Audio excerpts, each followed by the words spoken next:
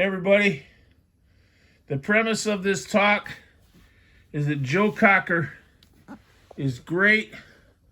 Also, sort of, in a way, he's one of those rockers that's sometimes mildly hilarious, perhaps inadvertently hilarious, which makes him even greater in a way.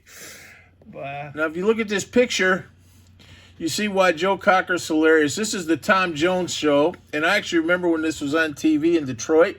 I think it was on the Canadian channel, which was Channel 9 in Detroit back then, but I'll stand corrected. But here, look at Joe, and then look at Tom Jones. Look at Joe. Look how his hair is. Look how he's acting. Just absolutely rock and roll, but also sort of hilarious. And then look at Tom Jones. He's got those Elvis sideburns. He's kind of, at least he's not wearing a tuxedo. Now let's get a full view here. Here we are. The incongruity between their manner of dress is more evident here as we go to the fuller shots. And you know what? When I was in high school, this shows how dumb we were back then, and we didn't have the internet, so we were not only dumb from being 15, which is just, you're dumb anyway at 15, but you can grow out of it. But back then we didn't have the internet, so when I was about 15, people always said Joe Cocker had cerebral palsy or something along those lines, and I actually believed it, and I think a lot of other people did. I think I was in my 20s before I realized that Joe Cocker didn't really have cerebral palsy. And, of course, John Belushi spoofed him on Saturday Night Live. But, yeah, I used to think he had cerebral palsy, and but that's because that's what a lot of people used to say, and they didn't mean it in a funny way. It was but it was, and you know, we're not laughing, by the way, just for the record, you know, someone that really suffers from that terrible disease. I've known people with that or MS, and it's nothing to laugh about, but it is sort of humorous just to remember how people said he had cerebral palsy. And I believed that for years. I mean, I thought like he was this young guy that had cerebral palsy and he was going to die, you know, at some point, but he was just trying to sing and enjoy music while his body was still able to do it, but he had this debilitating disease. And I think I was in my 20s and people started realizing, no, he didn't have cerebral palsy. That's just how he sings and dances when he sings. And it's actually very great. And look at Tom Jones. He's right in there. The greatness of Tom Jones. Look at him go. Look at that is hilarious. I mean, it's just hilarious. Look at him. Look at Tom Jones. Tom Jones has got to be kind of laughing a little bit. Two great artists. In a way. So first we're going to look at a couple Joe Cocker vinyl records that I happen to have in my collection. I think they're some of the nicer items in my collection, vinyl. And then I'll say a little bit about why I've always thought Joe Cocker was pretty funny in a way.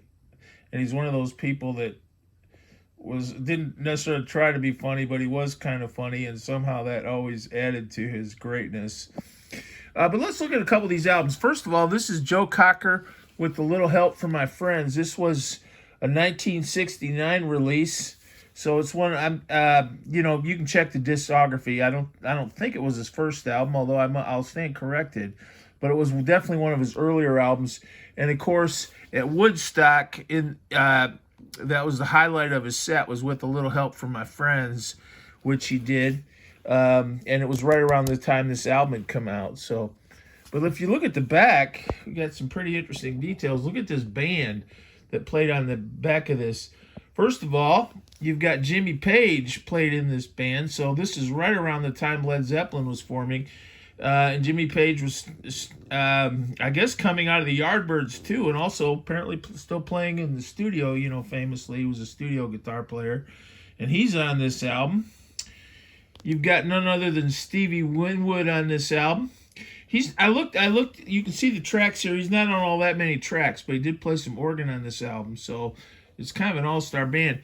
Up here you've got Chris Stanton, and of course Chris Stanton is just a great rock and roll piano player. A lot of that old school rock and roll piano and blues too. But you know, I would say rock and roll piano is an art form, and there aren't all that many people around that do it. And Chris Stanton is one of the people that does it. And I've seen him several times with Eric Clapton. And maybe I've seen him with other people too, but I've definitely seen him several times with Eric Clapton, because I think he's been in a lot of the bands I've seen Clapton perform with, going back to the early 80s anyway. Now over here you've got Henry McCullough, who was in Spooky Tooth and also ended up being the guitar player for Jesus Christ Superstar, and I love Jesus Christ Superstar. And if you ever get to think, well, Jesus Christ Superstar, that's about religion, or it's kind of you know, a Broadway thing or something, that was a rock and roll opera. And look at Henry McCullough played the lead guitar on that. And I think you can check the details. Some of these other guys might have been in that too. Some version of this band was called the Grease Band, you know, and they were the band you see at Woodstock. So kind of that Woodstock band you see Joe Cocker perform with, which was a selection of these guys, went on to do Jesus Christ Superstar. But it's a really good album. Look, you got Feeling All Right, the Traffic Dave Mason song. I always think of the Grand Funk version of that. But a lot of these I would call standards. Bye Bye Blackbird. And he has a great version of that. Does Dylan's Just Like a Woman. Great version. Then you've got Do I Still Figure in Your Life. And there you've got Stevie Winwood on organ. Sandpaper Cadillac. Oh, okay, that's oh Lord, I'm just a soul whose intentions are good. Oh Lord, please don't let me be misunderstood, which was an Animals song. Cat Stevens did that. I'm just a soul whose intentions are good.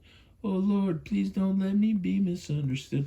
And then of course you've got the awesome With a Little Help from My Friends, which I would argue has the greatest rock and roll scream in rock and roll history. There are a couple other contenders. You know, Steven Tyler's got just the good old Primal Scream Therapy scream.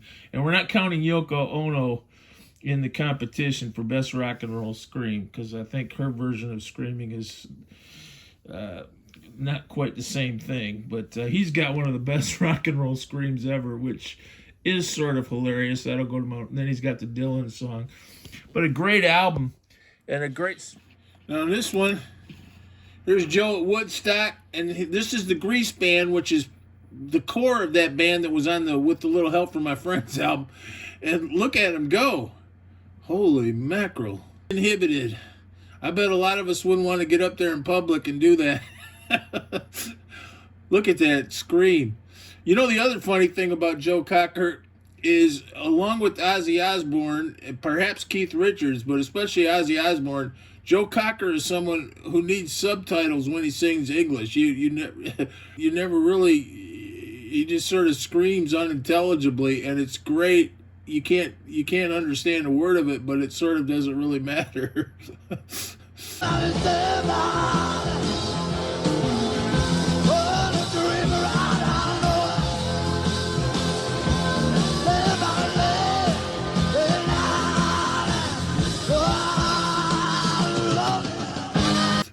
He gets the point across. I guess that says something about language and music. What a great band. And